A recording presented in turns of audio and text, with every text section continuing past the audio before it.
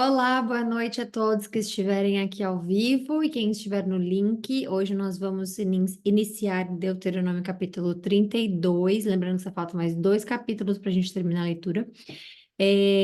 Hoje nós vamos ler o capítulo 32 e é um capítulo muito lindo, é um capítulo muito importante, vai voltar, vai ser muito assim, como é que eu posso explicar isso aqui? Ahn, É um capítulo não sei explicar, mas assim, de riqueza. Acho que essa é a palavra que eu quero usar, riqueza. E eu tenho certeza que vamos passar por algumas coisas, né, que eles já passaram, mas assim, é Deus assim, purinho, no sentido lindo desse capítulo, vocês vão ver, né? A gente leu ontem sobre a música, né, de Moisés, tudo mais, a canção de Moisés. A gente leu ontem sobre Moisés falando, terminando de falar com eles, porque já está acabando o momento dele, em que Deus fala que ele já vai, né, ser levado, já vai morrer. E a gente precisa, como é que fala? Enaltecer esse capítulo de hoje, que é muito importante e, obviamente, que ele nos levará a Deus, levará a Cristo, e é por isso que eu quero, inclusive, mostrar algo para vocês assim que a gente continuar estiver lendo, e aí vai ter uma parte que eu vou parar e mostrar algo que é importante a gente se lembrar, tá bom? Então vamos lá, vamos fazer a nossa oração. Jesus, obrigada por esse momento de oração, primeiramente, porque a nossa oração ela não fica vairando por aí, ela não fica perdida. A nossa oração tem um destino, que é o Senhor, é Deus. Obrigada, Senhor, porque nós temos, né, nessa vida a oportunidade de poder termos a certeza que a nossa oração está sendo ouvida, seja ela de agradecimento, seja ela de um pedido por um milagre, seja ela o que quer que seja, Senhor, te convidando para a nossa vida, te entregando a nossa vida. Sabemos que a nossa oração não vai para um lugar vazio, mas um lugar cheio de vida, cheio do alimento que nosso espírito precisa, fonte de água viva e abundante. E obrigada, Jesus, obrigada por ser essa rocha para nós. Obrigada porque hoje vamos ler um capítulo muito importante, muito bonito. A gente sabe que o Senhor está presente em todas as páginas da palavra de Deus. E agora a gente vai ler muito do Senhor também. Então, obrigado, obrigado, obrigado, obrigado, obrigado por essa oportunidade, por esse privilégio.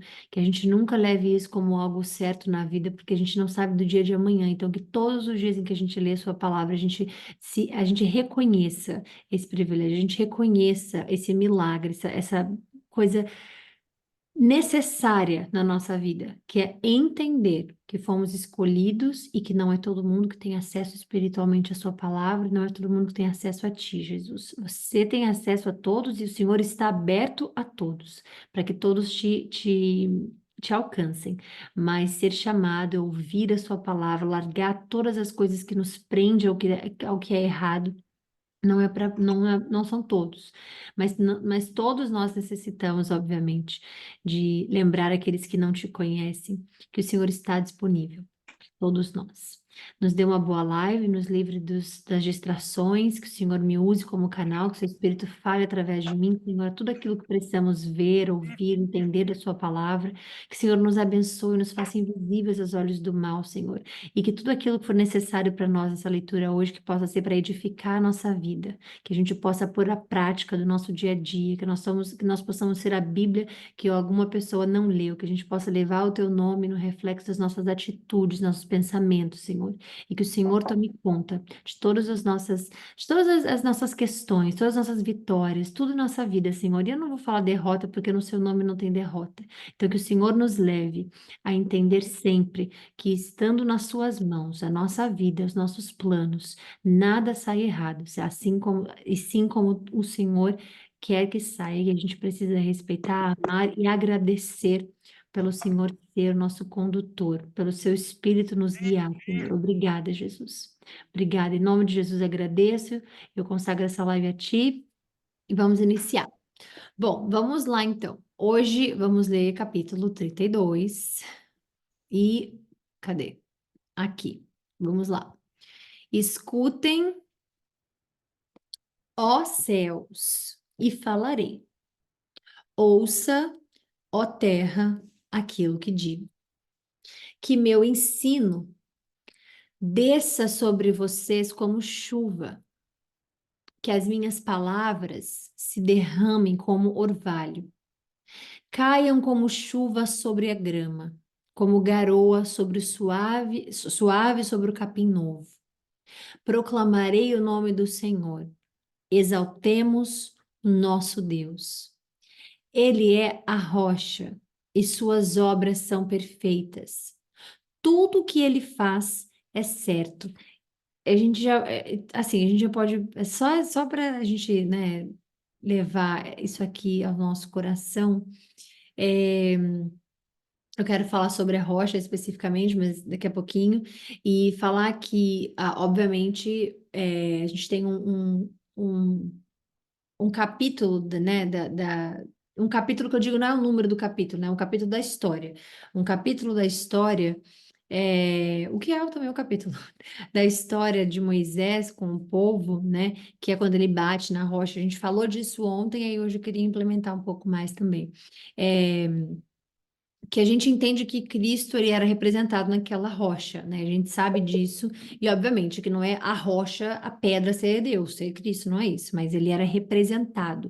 E tem muitas passagens, né? Muitas coisas na Bíblia que o Senhor usa, né? Do sentido figurado, do sentido figurado, para explicar, né? Ou para deixar claro para nós de uma forma mais didática de aprender o que ele quer nos mostrar, né? Então, rocha, obviamente, ele é a rocha e a gente sabe disso, Cristo é. E as duas passagens que eu queria mostrar para vocês, que fica Números 20, que é onde isso aconteceu, a gente já leu, né? E depois Coríntios 10. 1 Coríntios, versículo 10. Nessa parte aqui, que a gente está lendo, de Números 20, é onde aconteceu de Moisés. Vamos recapitular rapidinho. O Senhor disse a Moisés: Você e Arão peguem a vara e reúnam todo o povo. Enquanto eles observam, falem aquela rocha ali, e dela jorrará a água. Vocês tiraram a água suficiente da rocha para matar a sede de toda a comunidade e de seus animais. Uma coisa, Cristo é fonte de água viva. E de onde é que saía a água, né? Então, Deus nos mostra aqui, porque como a gente está lendo essa parte de que tudo que ele faz é certo, né? Que ele nunca erra, é necessário a gente entender o porquê, né? Tudo isso de Moisés, tudo mais. Veja, quando Moisés, quando acontece tudo aquilo com Moisés, que é isso que a gente, né, tá vendo aqui, Moisés ficou muito mal com eles e tudo mais. Deus não estava mal com o povo, né? Ele não estava, naquele momento, ele não estava com a ira sobre o povo. Moisés estava. Deus deu uma palavra para ele. Você vai lá, fale a rocha. Você vê que aqui está escrito falem a rocha, né? E Moisés foi lá e primeiro falou o que ele fala primeiro. Será que é dessa rocha que teremos que tirar água para vocês? Não é ele que tira a água, né? Depois ele levantou a mão, bateu na rocha 2 vezes. E isso aqui é uma coisa necessária a gente entender, porque é, quando a gente está falando de entender a palavra, de estudar a palavra, e a gente acaba de ler Deus dizendo que ele faz tudo perfeito, tudo que ele faz é certo, ele nunca erra, né? A gente está falando de muitas coisas que Deus, é o modo operante, como a gente sempre fala, de Deus de mostrar as coisas aqui. A segunda vinda de Cristo, as vezes que ele bate na rocha. O que que acontece? De toda a estrutura de Cristo vindo, toda a estrutura da segunda vinda de Cristo, né? Toda a estrutura da gente entender os 3 dias de Cristo e ele ter batido 2 vezes, tudo isso faz parte desse quebra-cabeça lindo que Deus tem, montou e monta, né? Que é por isso que às vezes é necessário a gente fazer um estudo mais a fundo da Bíblia. A gente lê, né, lê de trás para frente para trás, volta, vai, volta, para a gente entender que ela toda se completa, ela toda se explica, né? E ela nos dá o que é o necessário para a gente entender. Então, essa parte aqui ela é muito importante por isso, porque não é somente que Deus ficou chateado com o povo, Deus não estava chateado com o povo. Moisés, ele estava porque o povo só reclamava, obviamente, né? Era uma coisa contínua. Mas ali, Moisés é quem se irritou com o povo e ao invés de obedecer a Deus, quando ele diz, falem a rocha, Moisés foi lá e bateu 2 vezes na rocha, né? Golpeou a rocha. Então, isso não podia acontecer e Deus explica isso, obviamente, a gente tem acesso a isso. Em 1 Coríntios 10, Paulo está dizendo que, né, em Moisés, todos eles foram batizados na nuvem e no mar. Todos comeram do mesmo alimento espiritual e beberam da mesma bebida espiritual, pois bebiam da rocha espiritual que os acompanhava, e essa rocha era Cristo. A gente, obviamente, está falando que a rocha era Cristo, não é a rocha especificamente, como a gente acabou de explicar, né? Ela é no sentido figurado dela, de Cristo ser representado naquela rocha. Então, a gente vê coisas do Antigo Testamento, no Novo Testamento, no Novo Testamento, Antigo Testamento, porque a gente entende que a Bíblia, ela se explica, né? Você tem dúvida de algo, a resposta vai estar nela, e a necessidade da gente entender o quão importante é obedecer a Deus nos mínimos detalhes. Ai, Deus falou para ele falar, mas ele bateu na rocha, mas aí qual é o problema? Tem problema, tem todo um significado do que é um problema. Não existe, né? A gente, não, mas só isso aqui, Deus não vai se chatear, só isso aqui é tudo bem. Se a gente fizer só isso aqui, com Deus, né? As coisas sempre foram preto no branco. Deus é maravilhoso, Deus é sensível, a gente vê isso, né? Em Cânticos, a gente vê isso. É lindo, é nítido a gente ver como Deus tem sentimento, como ele fala com sentimento, como ele diz, né? Este é o meu filho, no qual eu me agrado, no qual eu. Então, a gente vê que Deus, ele presta atenção nos detalhes, ele presta atenção nas nossas atitudes, nas nossas ações, do pouco ao muito, né? E isso é o que faz ele ser justo e verdadeiro, porque tudo que a gente faz vai ser visto por Deus da forma justa ou injusta, do correto ou do não correto. E estarmos conectados com essa rocha, estarmos linkados com a rocha que nos dá água viva, que nos dá abundante água viva, que é o necessário para nós, que é o que a gente precisa, né? E a gente fazer algo que é oposto, e a gente fazer algo que isso acarreta problemas para nós, nosso caráter, isso acarreta problemas na nossa vida espiritual. A gente vê Paulo falando agora sobre o alimento espiritual, sobre a. É importante a gente ver que a nossa vida espiritual é mais importante do que a nossa vida carnal. Isso é assim, é necessário a gente entender isso, né? Porque quem dá mais valor à vida física, né, o carnal, vai viver pela carne. É o que a palavra diz, isso é bíblico, não sou eu que estou dizendo. Se você vive pelo espiritual, se você, né, seus olhos, se você vive pelo espiritual, você vai entender sobre a vida espiritual. Então, e o seu espírito vai, obviamente, se alimentar do que é espiritual, é isso que a palavra diz. Então, é importante a gente ver que tudo que está escrito na palavra é correto, que Deus ele é fiel, ele não abandona, ele né? E que ele é justo e verdadeiro. Porque a gente vai chegar no momento agora da morte de Moisés, não, acho que não é hoje ainda, peraí. Acho que agora é só a canção, peraí. A morte está aqui. E aí faz sentido a gente, obviamente, ele já tem 120 anos, já estava mais velho, né? Mas a gente entender que, poxa, ele não vai levar o povo até lá, né? Ele não vai entrar na terra, ele não vai. Mas tem um porquê disso. E isso vem. A raiz dessa morte, não física, mas espiritual com Deus, né? Não de Moisés especificamente, estou falando nossa, do ser humano, quando ele tem a morte espiritual, quando ele se afasta de Deus, vem da desobediência, né? Então é isso, vamos continuar. Seu povo o tratou de maneira desleal. Como é que pode ter um relacionamento, né, justo, um relacionamento correto, certo, se aqui diz que eles são desleais e aqui diz que Deus é fiel? Não é compatível. Não é compatível.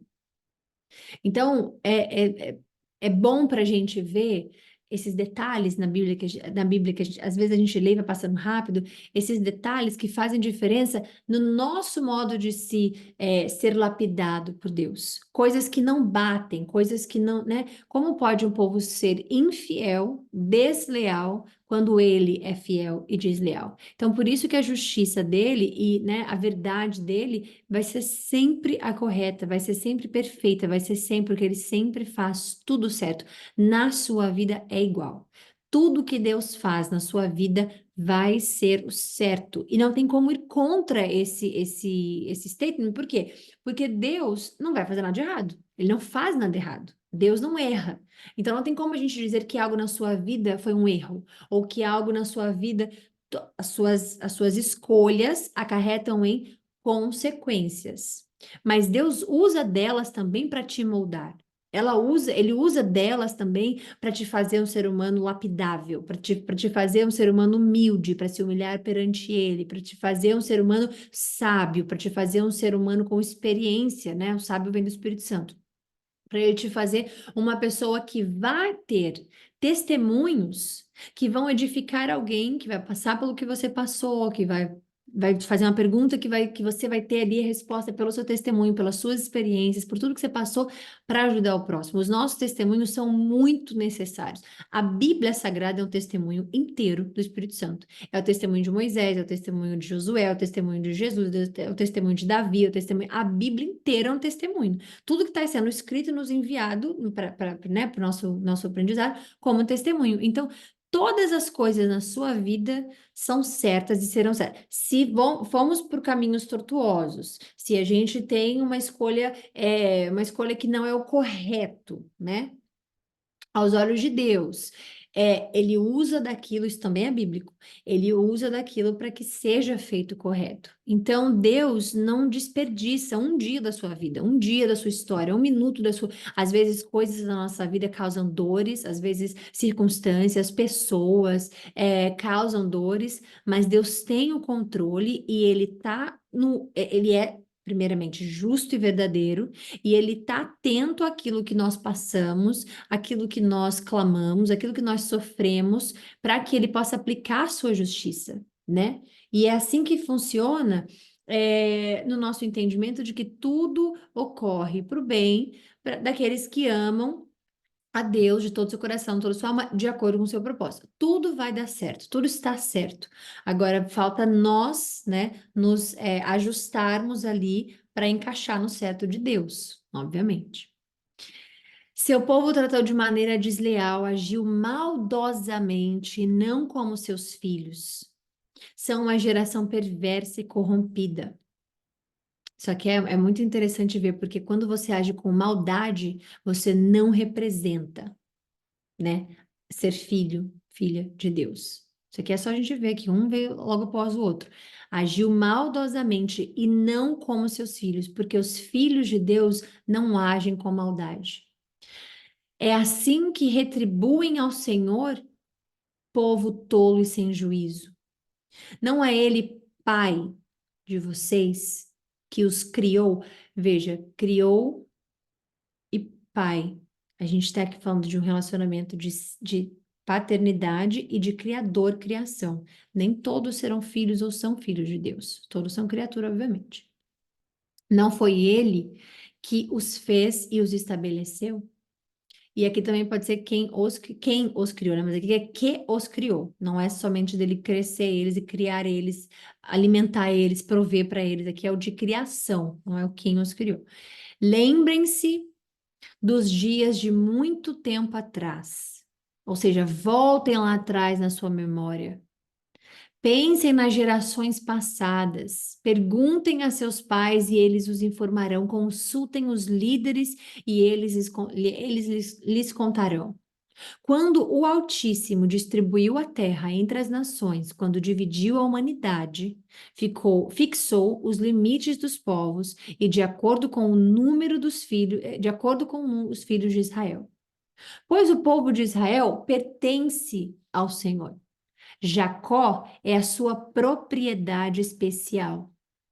Encontrou-os numa terra deserta, numa região desolada e de ventos uivantes. cercou-os e cuidou deles. Protegeu-os como uma pupila dos seus olhos, como a águia que incentiva os seus filhotes e paira sobre a ninhada. Ele estendeu as asas para tomá-los e levá-los em segurança sobre as suas penas. O Senhor, e mais ninguém, os guiou. Nenhum Deus estrangeiro os conduziu. Ele os fez cavalgar sobre os lugares altos da terra e alimentar-se dos frutos dos campos. Nutriu-os com mel da rocha e azeite dos altos rochedos.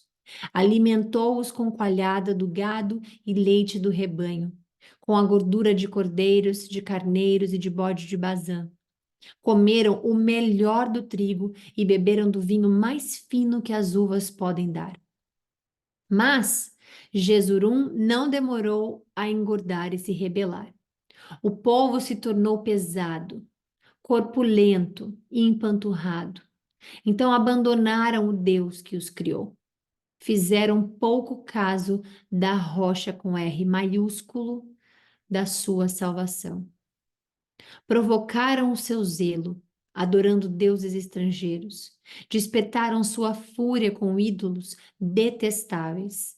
Ofereceram sacrifícios a demônios que não são Deus, a deuses que não conheciam, deuses novos, sem história, deuses que seus antepassados jamais temeram.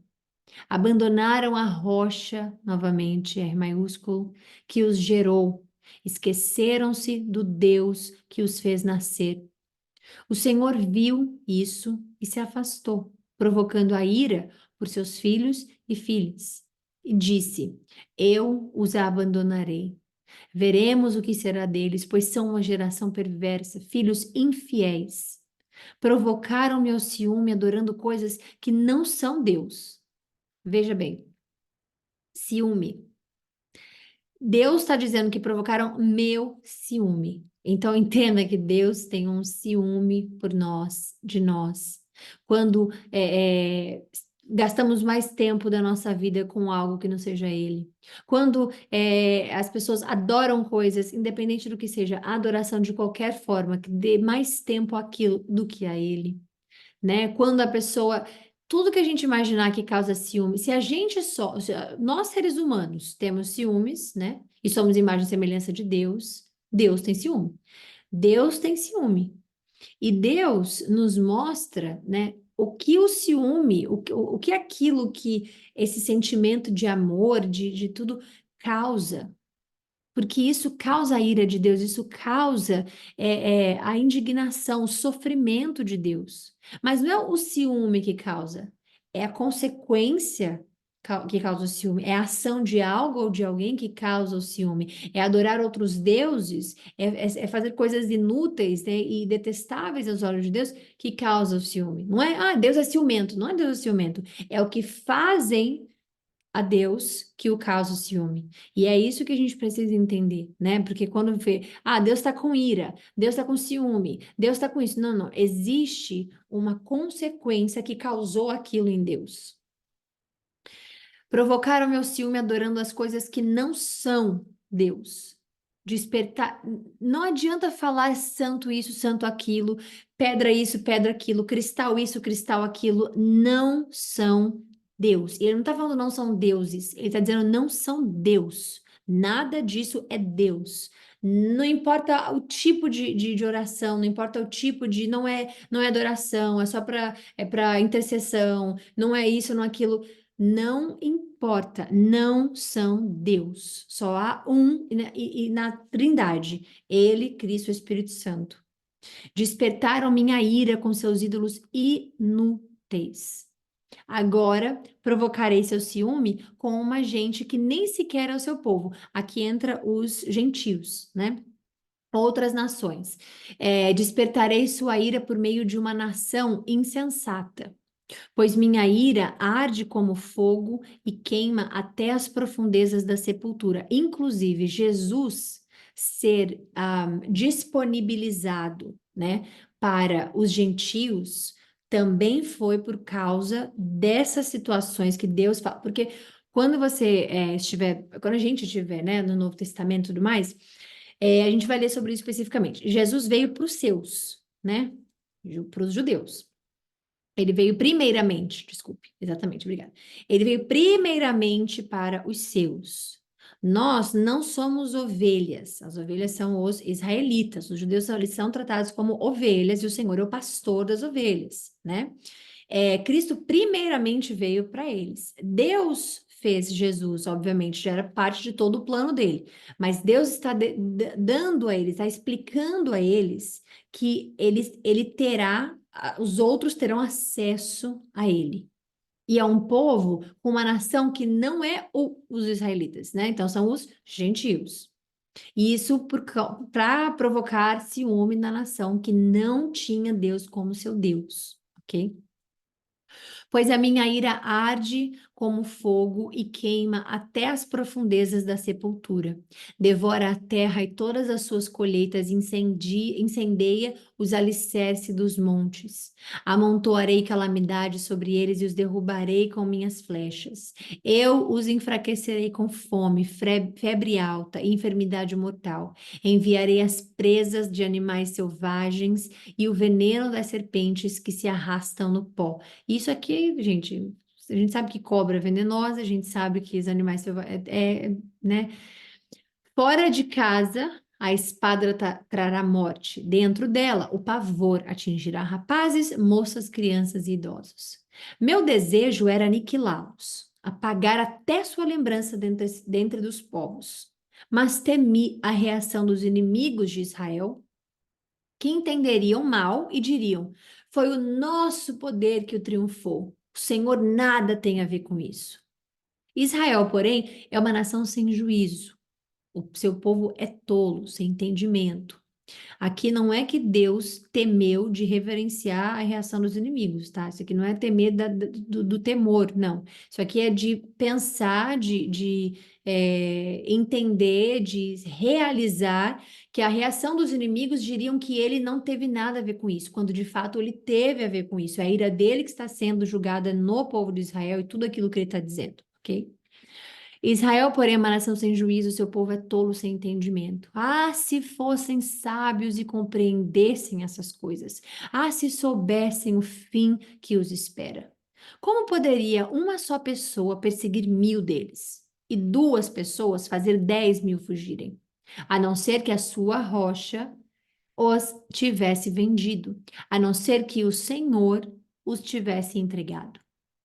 Mas a rocha de nossos inimigos, aí você vê que a rocha aqui é letra minúscula, ok?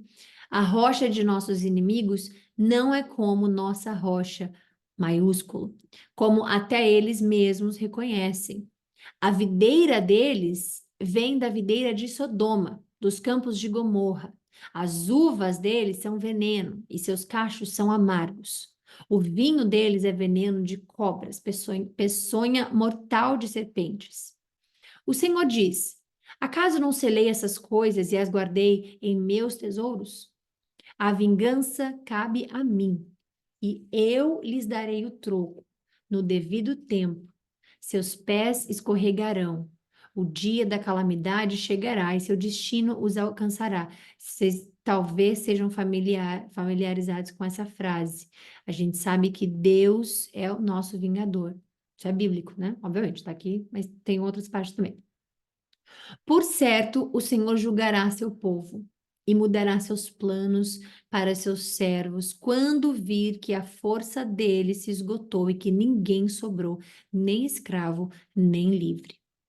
Então ele perguntará: onde estão seus deuses? As rochas em que se refugiaram? Onde estão os deuses que comeram gordura de seus sacrifícios e beberam o vinho de suas ofertas? Que esses deuses se levantem e os socorram, que eles lhes deem abrigo. Vejam agora que eu sou o único, não há outro Deus além de mim. Causo a morte e dou a vida.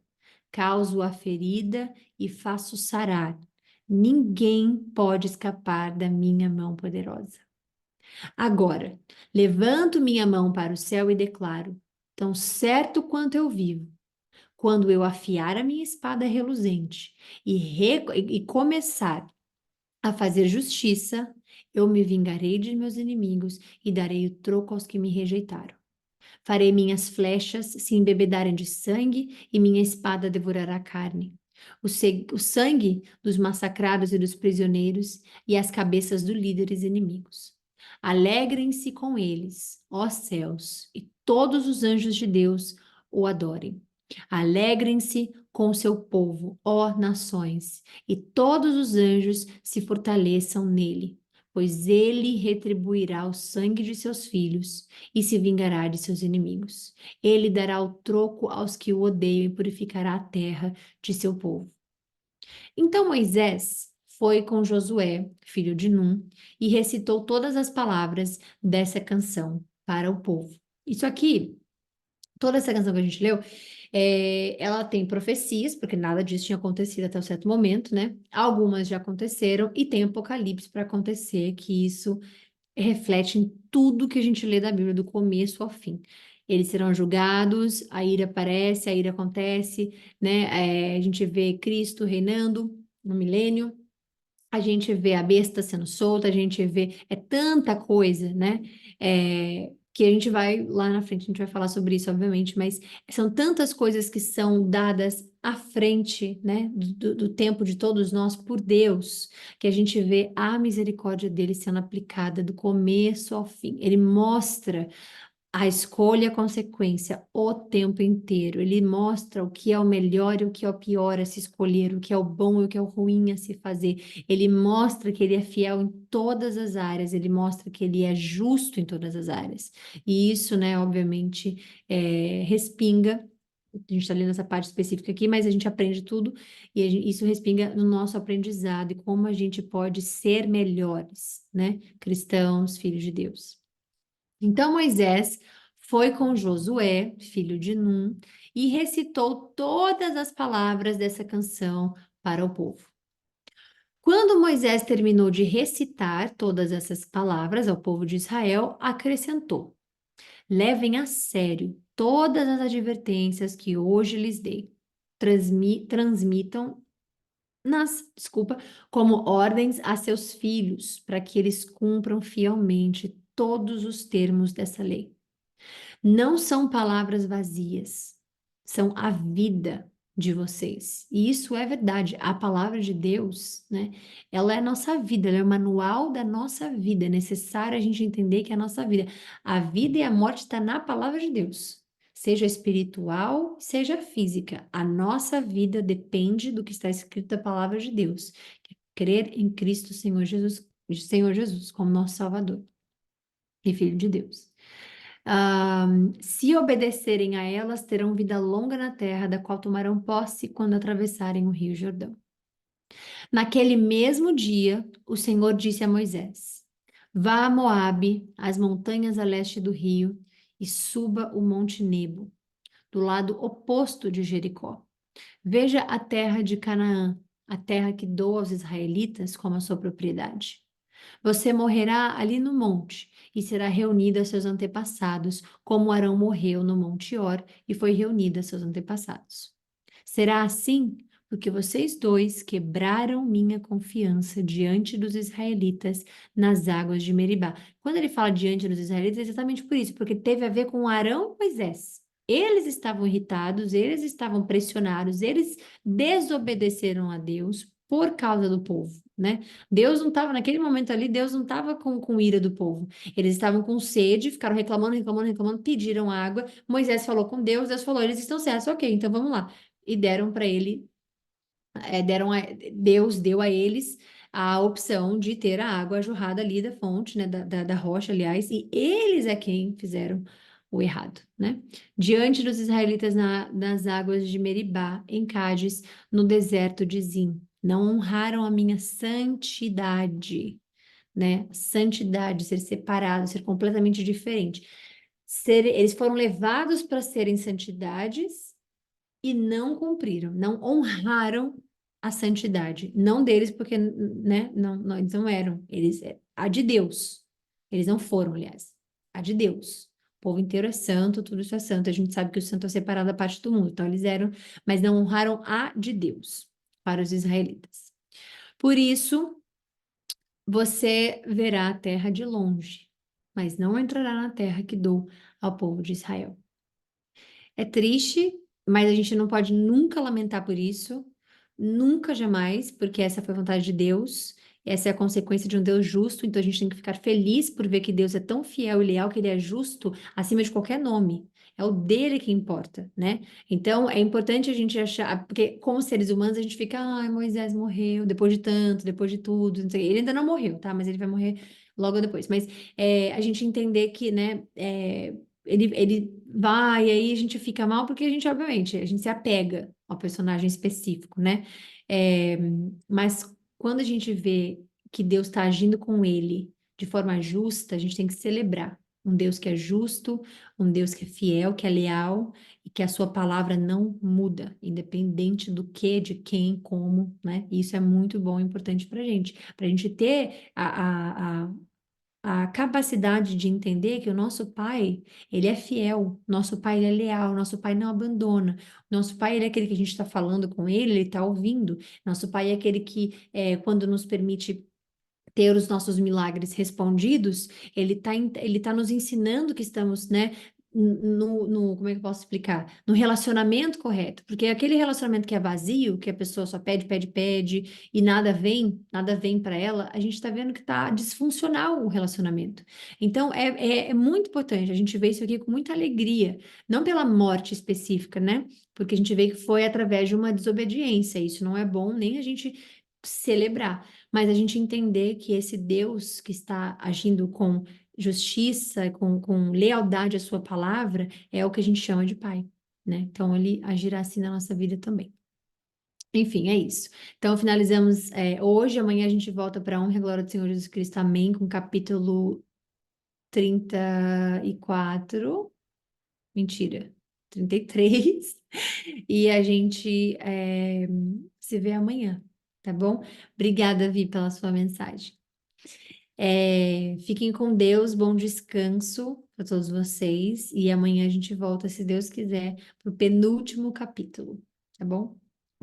Penúltimo, né? São 34, 36, meu Deus, já até esqueci, calma aí. Não, penúltimo. Segunda-feira é o último, tá certo. É isso, penúltimo capítulo, então. Um beijo e até amanhã, se Deus quiser.